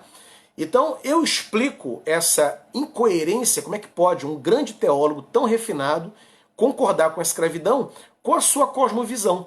Ele acerta em muitos aspectos uma teologia integral, mas falha nesse quesito. Entretanto, E claro que o que eu vou dizer que não desculpa o Jonathan Edwards, mas, por exemplo, ele era contra o comércio de escravos vindo da África. Ele não aceitava mais isso, né? E também não acreditava que os negros fossem inferiores em relação aos brancos. O discurso da inferioridade nós não vamos encontrar em Jonathan Edwards. Ele não vai dizer em nenhum dos sermões dele, nenhum dos textos que os negros eram inferiores e por isso deveriam ser escravos. E também nós não vamos encontrar ele dizendo, olha, vamos lá na África e vamos buscar mais escravos para a América. Também não encontraremos. Ele era crítico desse comércio e ele era crítico desse conceito da inferioridade. Ele dizia que negros são iguais aos brancos perante Deus. Entretanto, por uma questão social, ele reconhecia que havia homens que nasciam na condição de negros e a única forma deles sobreviverem era trabalhando como escravos, né? E ele não via nenhum problema nessa relação entre quem pode ter escravo e quem é escravizado, né? Ele concordaria com isso se ele vivesse numa outra época, né? Por exemplo, Dr. Robert Reid Cali, fundador dos congregacionais no Brasil, foi um duro crítico da escravidão e proibia que membros da Igreja Fluminense, fundada por ele aqui no Brasil, 1855, fossem donos de escravo. O Dr. Cali, né, não admitia que na igreja tivesse senhores de escravo. Mas Cali, quem é Cali? Cali é um escocês, né, que passou por Portugal, casado com uma congregacional inglesa. A Inglaterra já tinha resolvido o problema da escravidão, a Escócia também. E quando vem para cá, traz na bagagem esse conceito. E quando ele implanta a sua igreja, ele vai desenvolver uma teologia onde a escravidão era inadmissível. Mas Cali é um cidadão do século XIX, da segunda metade do século XIX. E é um europeu. Jonathan Edwards é um norte-americano, né? Então, esse background, esse pano de fundo, né, explica muito a maneira como ele via, né? Mas ele também, ao mesmo tempo, não tornava os negros inferiores. Quando a gente fala assim, parece que mas isso é muito pouco. Ele apenas não dizia que os negros não eram inferiores aos brancos. Isso é muito pouco para um homem de Deus. Não. Para o século XVIII, nos Estados Unidos, isso era muita coisa, era muito forte, né?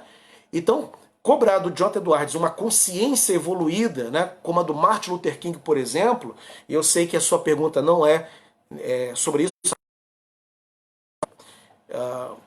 é um historiador, né, e sabe que anacronismo não pode acontecer, mas ele não fechava completamente com o preconceito da época, porém não foi tão longe como Cali foi, por exemplo. Ficou naquele meio do caminho, meio termo, né?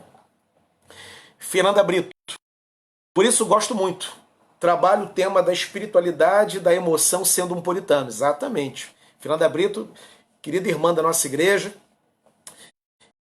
Ontem, inclusive, a sua filha, né, operou. Deus abençoe, Fernanda. Deus abençoe a Sarinha também, né? Ele trabalha espiritualidade, emoção e teologia. Ele é um legítimo representante da tradição puritana, né? Nathanael de novo, um bom livro de Edward, As Firmes Resoluções de Jonathan Edwards. Sim, né?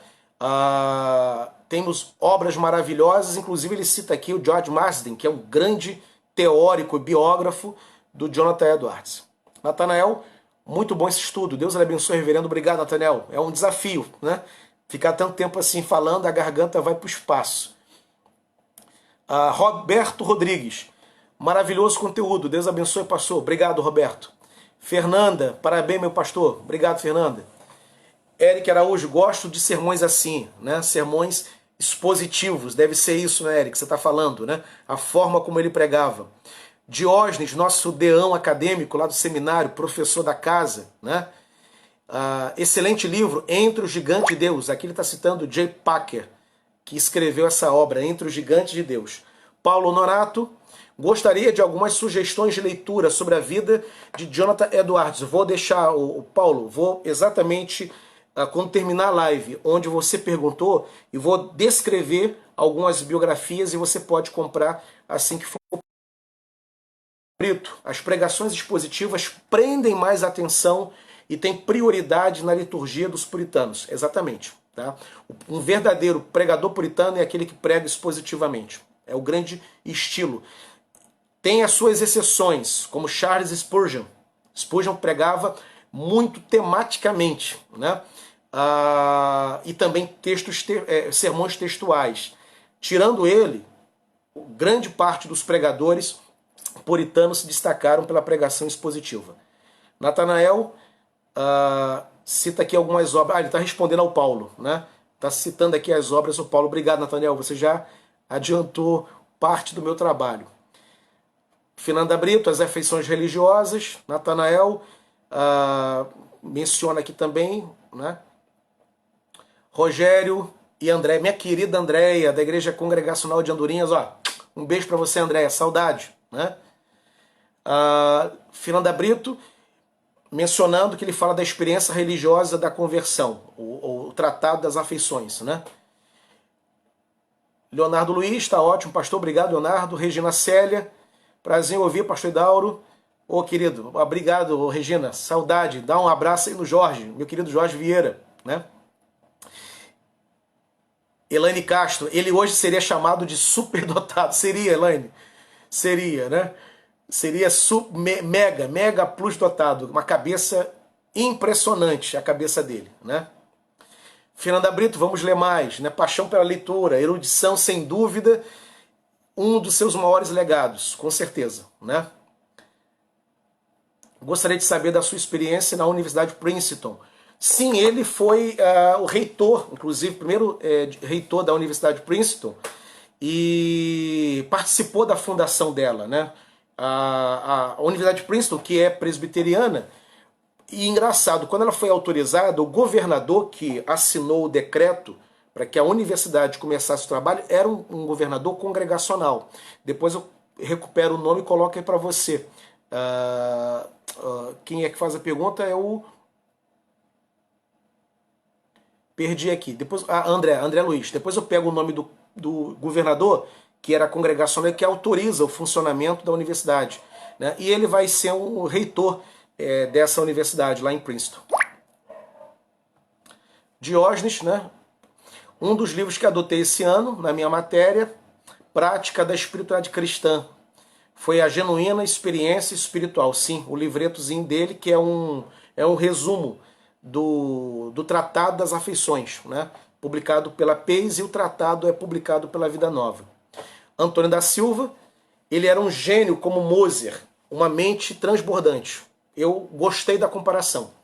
Ele está sim para a teologia como Mozart estava para a música clássica. André Luiz, me parece que foi reitor em Princeton. Sim, é o que eu respondi ainda há pouco, né? Ele foi reitor em Princeton. Paulo Lima, simplesmente magnífico. Sim, ele foi, né? Mas toda a glória é de Deus, né, Paulo? A glória sempre é do Senhor, que o dom é dele, né? Jonathan Edwards não seria nada se Deus não desse a ele os dons que ele teve, né? O Wesley brinca aqui chamando ele de Isaac Newton dos púlpitos. Sim, ele foi o Isaac Newton dos púlpitos, né? Assim como Mozart também comparado, né? Um tição tirado do fogo. André Luiz aí menciona um tição tirado do fogo, é o apelido de John Wesley, né? Fábio Pereira, pastor, obrigado, gostei muito da sua exposição. Obrigado, Fábio, que bom que você gostou. Daniel Souza, uma teologia que não nos bota de joelho para orar não é boa teologia. Não, não é. A verdadeira teologia nos coloca de joelhos dobrados diante do Senhor. Rogério Barroso, meu querido colega de seminário, defina, por favor, as características e efeitos deste avivamento.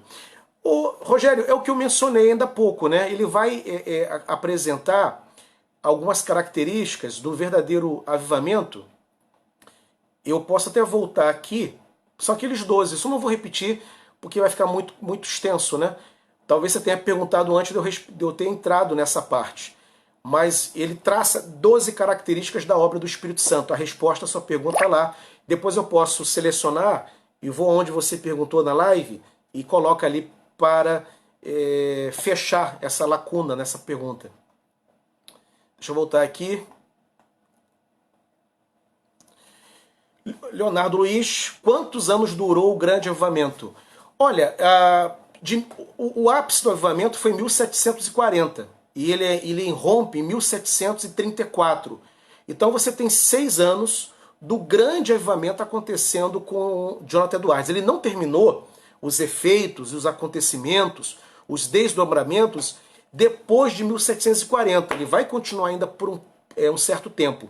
Mas o ápice, né, o escalonamento de acontecimentos extraordinários, de um crescimento pelo interesse da religião cristã, acontece em 1740. Então podemos falar algo em torno aí de 6 anos áureos, 8 no máximo, né? E estendendo até quando os efeitos começaram a ficar mais enfraquecidos. Todo verdadeiro avivamento começa, atinge o seu ápice e depois ele naturalmente declina, tá? Inclusive Martyn Lloyd-Jones, no livro Avivamento, ele trata bem desse processo de início, expansão e depois de refração ou de retração do avivamento. Ele nunca é empolgante, intenso o tempo todo. Tem uma hora que é como uma onda, né? Tem uma hora que essa onda quebra e termina desaparecendo. E aí o erro é de tentar assegurar esse avivamento, né? De querer reproduzir com mecanismos humanos, que nunca vai de fato acontecer. Ralph Montel, a história dele de ter se preparado vários dias em meditação na palavra, oração e jejum, ante do pecadores nas mãos de Deus irado, e que ele pregou segurando para não cair, então não aconteceu. Foi na primeira vez que ele pregou ou na segunda vez que ele pregou. Esse relato aí, o Ralph, que você menciona, em história, a gente tem aquilo que a gente chama de história, fato, né? Aquilo que de fato acontece, que é o evento, e você tem a memória. A memória, geralmente, ela é idealizada, né? É o fato idealizado, né? É o que se conta acerca daquele fato, de acordo com os muitos olhares. Porque, por exemplo, quem descreve a ocasião em que ele pregou dessa maneira aí que você coloca, é o Orlando Boyer, no livro Heróis da Fé, que ele fala que jejuou muitos dias, e como eu falei, não, ele nem sabia que ia pregar, ele não era o pregador do dia, o pregador principal não comparece no culto, né? E ele pega um sermão que já tinha sido pregado, vai pregar pela segunda vez, né, numa outra audiência, para uma outra audiência, né? Mas não era novidade, ele não sabia, ele podia estar preparado como sempre ele estava. Talvez ele estivesse debaixo de jejum como ele sempre esteve. Agora que ele jejuou e se preparou para pregar este sermão, não. E quanto à questão dele ficar segurando, também não, né? Ele nem deu muita bola. Quando se abre o diário de Jonathan Edwards, ele não comenta. Hoje preguei o sermão, né, baseado em Deuteronômio, e quase não consegui terminar o sermão, tal a reação. Ele não menciona, ele não fala nada. Ele foi frio. O povo é que reagiu. Depois é que ele vai comentar, né? Então essa história que ele se preparou e que no dia quase que ele cai, não, isso aí já é a memória idealizada daquele grande sermão. Carlos Eduardo Azevedo, exposição muito edificante. Obrigado, Eduardo. Elogio de amigo não vale, né? Os amigos são sempre generosos. Paulo Silva, a paz. O senhor poderia indicar alguns livros para nos aprofundar? Posso. Não vou fazer aqui porque já estou terminando, mas eu vou, aí onde você perguntou, eu vou descrever as obras. Já teve até um irmão que fez isso. Eu vou até aproveitar o que ele já colocou e respondo depois para você, ô Paulo. Gisele Ruiz Lima. O que Jonathan Edwards quis dizer com afeições religiosas e qual é a natureza da verdadeira religião? Como eu disse, ele pode ser descrito como um teólogo, com todo o cuidado dessa palavra, tá? Porque são tradições diferentes. Mas ele pode ser visto como um pietista, né? O que foi o pietismo? O pietismo foi um movimento que surgiu dentro da tradição luterana, crentes luteranos muito preocupados com a rigidez de uma teologia muito sólida, elaborada, mas muito distante do coração. E aí vem um autor chamado Philippe Jacob Spinner e escreve um clássico chamado Pia Desideria, que é a obra fundante do movimento pietista. E o pietismo contemplava essa religião experimental, né? A experiência com o Espírito Santo, a experiência que eu tenho com Deus quando eu oro, a experiência que eu tenho com Deus quando eu leio a Bíblia, né? Não é uma religião distante de um Deus que está lá no céu e eu aqui embaixo. Ela é experienciável, o cristianismo. E quando ele fala das afeições, ele fala desses sentimentos que brotam de uma verdadeira conversão.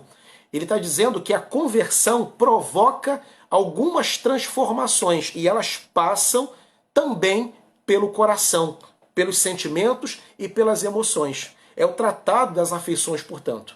O cristianismo, em Jonathan Edwards, é um cristianismo experimental. Bruna Ferreira, A Verdadeira Obra do Espírito, Sinais de Autenticidade. Esse livro é maravilhoso. É assim, ele está citando uma obra aqui. Fernanda Brito responde a Gisele. Marcelo Mendes, qual o livro que o senhor indica? Eu vou depois te responder. Como ele lidava com racismo? Já respondi. André Luiz, qual a obra teológica mais influente? Tratado das Afeições Religiosas. É o que eu considero mais importante, né? Você vai ter outras obras monumentais dele também, André, eu posso colocar aqui. Mas o Tratado das Afeições, você compreende o olhar de Jonathan Edwards sobre o avivamento, sobre o que o Espírito Santo estava fazendo naqueles dias, né? Marcelo Mendes, qual o melhor livro para começar a ler as obras dele? Eu sugiro a biografia de Ian Murray, tá? Eu vou colocar depois aí para você. Natanael, meu filho vai nascer agora em outubro, pastor, e vai chamar Jonathan Edwards. Estamos muito felizes aqui em casa.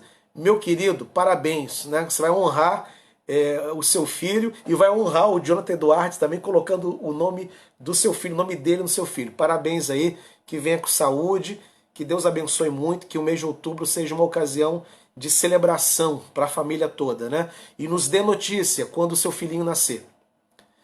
Diógenes Cândido, realmente precisamos orar para que Deus levante mais homens como Jonathan Edwards, com certeza. Fábio Pereira, historicamente, congregacionais e presbiterianos têm muito em comum. Somos membros da mesma família reformada. Concordo, Fábio? Somos mesmos, né? Everton Melo Edward, ele cria num batismo com fogo? Que pergunta maravilhosa, né? O conceito de batismo com fogo, que é um batismo que está relacionado à tradição pentecostal, não era a terminologia dele, né? Agora, ele acreditava numa experiência profunda com o Espírito Santo, né? Agora, poderia ser chamado de batismo com fogo? Eu creio que não, né? Porque serão diferentes as percepções que ele terá sobre essa experiência, né? O batismo com fogo está muito atrelado à experiência e ao escopo da teologia pentecostal. Então, eu não creio, eu não o colocaria ele pensando nisso, porque a experiência que ele vai ter com o Espírito Santo, que ele vai falar, não é no mesmo molde da segunda bênção que os irmãos pentecostais falam, né? É um outro, estamos falando de uma outra experiência. Então não seria o batismo com fogo, não. Reverendo Helder, meu querido amigo, parabéns, reverendo, pela relevância dessa semana teológica. Vai ser um prazer, vai ser muito bom a gente passar essa semana juntos aqui. Cadu Lima, meu querido aluno, ex-aluno do seminário. Como Eduardo viu o batismo com fogo? Já respondi. Batismo infantil. Era a favor do batismo infantil, era um congregacional norte-americano. Volney Miranda, aluno nosso do seminário, Volney, do seminário. Como Deus é bom. Ainda hoje, como no passado, usou pessoas comuns para falar coisas comuns, para falar coisas incomuns. Sim, a Deus sempre é a glória, né, Volney? Nunca dos homens. Daniel José, a licenciosidade presente numa das congregações dirigidas por Edward, século XVIII, infelizmente é bem presente também em nossos dias, e quanto à rara erudição dele. O irmão vê presente em algum dos teólogos da atualidade? Sim, vejo.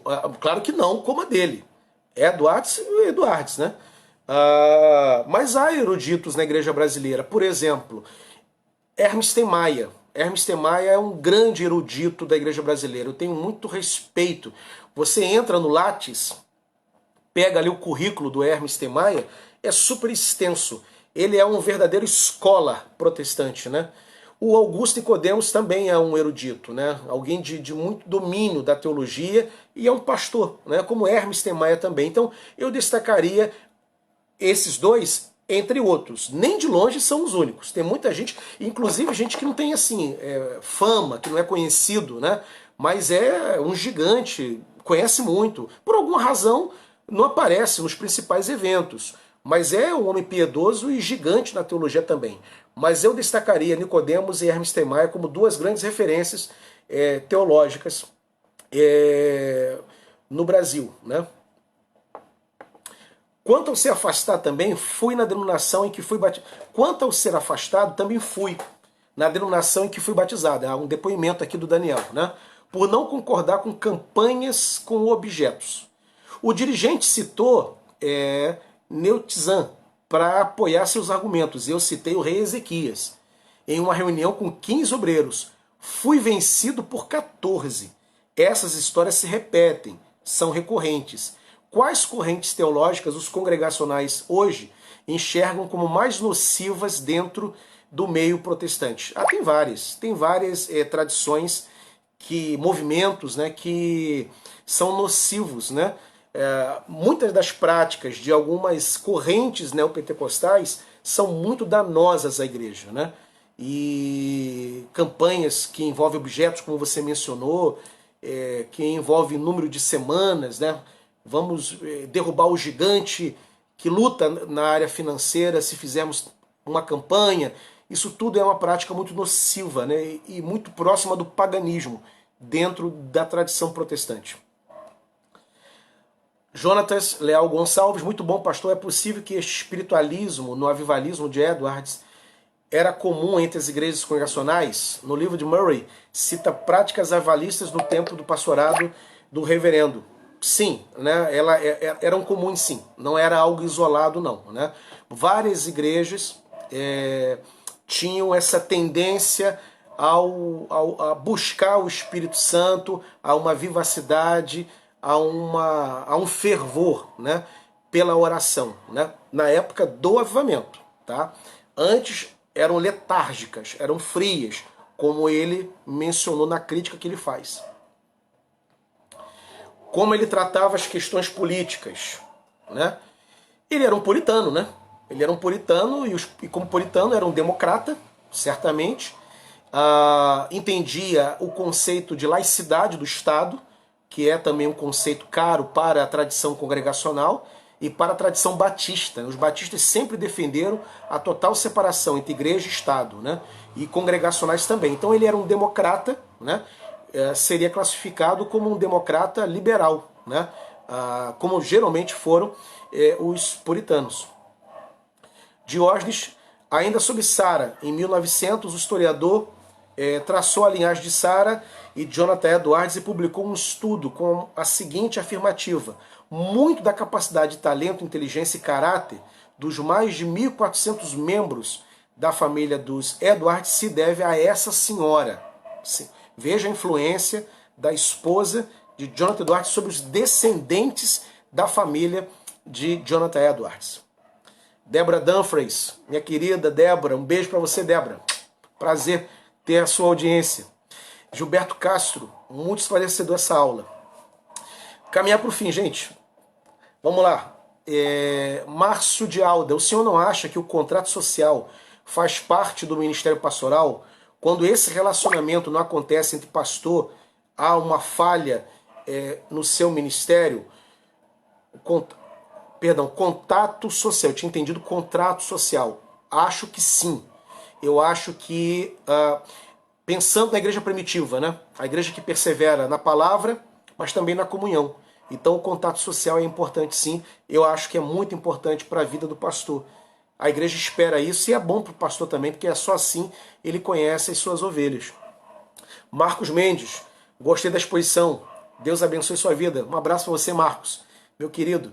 Renato Tolissano, foi meu aluno, meu querido Renato, saudade, né? Grande reverendo, muito bom ouvir sobre a vida desse gigante na fé. Verdade, é muito bom trazê-la à memória, né? Bruno Dalto, Jonathan Edwards escrevia os seus sermões antes de pregá-los? Sim, escrevia os seus sermões como geralmente os puritanos faziam. Não era apenas ele, mas vários tinham essa prática. Sani Gentilau. Ótimo, mestre. Que Deus continue te abençoando. Obrigado, meu querido. Eduardo Felipe. Boa noite, pastor Idauro. Deus abençoe sua vida e ministério. Para você também, querido. Deus te abençoe muito. Márcio Carla Silveira. Grande exposição, pastor. São lá os meus queridos lá de Teresópolis. O Márcio e a Carla. Um beijo para vocês. Saudade. Aires de Almeida. Calvino foi expulso de Genebra. Certa vez impediu que pessoas participassem da ceia. Jonathan Edwards era parecido com ele nesse aspecto, porque os calvinistas atuais só querem a soteriologia de Calvino. É um bom tema, um dia a gente conversa sobre isso, né? O calvinismo vai muito além de soteriologia, ele embarca também o conceito de uma cosmovisão, do mandato cultural. Um dia a gente conversa sobre isso aí, mas eu concordo com a crítica que você faz. Calvinismo é muito mais do que os 5 pontos do chamado calvinismo. Diógenes menciona livros ali, Dalva Gomes, pastor Gerson Aline, da Terceira Igreja Batista de Curitiba. Sim, com certeza. Eu estive lá na Terceira Igreja Batista de Curitiba, dando uma palestra sobre protestantismo brasileiro. Bruno Dalto, gostaria de saber se Jonathan escrevia os sermões. Sim, escrevia, eu até já respondi essa pergunta, né? Escrevia, e os demais pastores puritanos também. Álvaro Elisângela, parabéns, Idauro, pela palestra. Grande reverendo, um grande beijo, tanto para o senhor como para minha querida Elisângela. Cleiton Rocha, Jonathan Edwards ficou conhecido no meio secular e nos Estados Unidos. Sim, ele, como foi um gigante na teologia e na filosofia, ele foi bastante popular também na sociedade secular, digamos assim. Não só dentro do círculo protestante, mas fora dele também, Cleiton. Ele foi uma personalidade, né, muito conhecido nos Estados Unidos. Everton Melo, obrigado, reverendo. Será uma benção semana. Sim, será uma benção semana. Wesley Rocha, ser favorável ao batismo infantil e ter uma postura radical em relação a quem tomar ceia não soa como uma contradição? Não. São coisas diferentes, porque aquele que é batizado, ele está dentro da comunidade da fé, né? E a reclamação dele era gente que nunca aparecia na igreja, não tinha nenhuma vida, vida eclesial. No dia da ceia aparecia. E ele conhecia a vida daquelas pessoas e tornou-se, portanto, um crítico delas. Então não vejo contradição, ao contrário, eu vejo coerência. Ele queria realmente que o comungante da ceia fosse alguém realmente presente nos demais trabalhos da igreja. Mateus, liberais nos costumes, como são os democratas liberais? Mateus faz uma pergunta, acho que tem mais relação ao tema político, né? Liberais nos costumes, como são os democratas liberais? Não.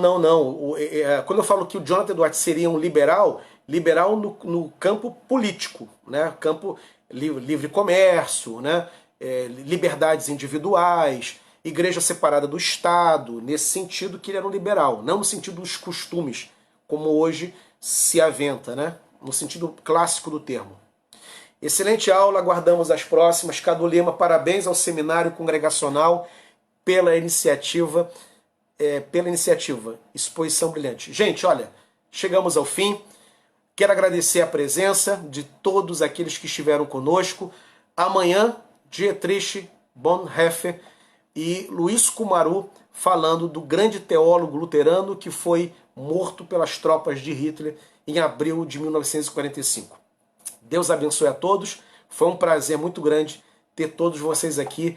Amanhã, às 19 horas, eu aguardo todos vocês. Ao pastor Davidson, que me acompanhou com as perguntas, minha gratidão. Nosso querido secretário do seminário. Amanhã a gente se encontra. Deus abençoe. Um abraço. Fiquem com Deus.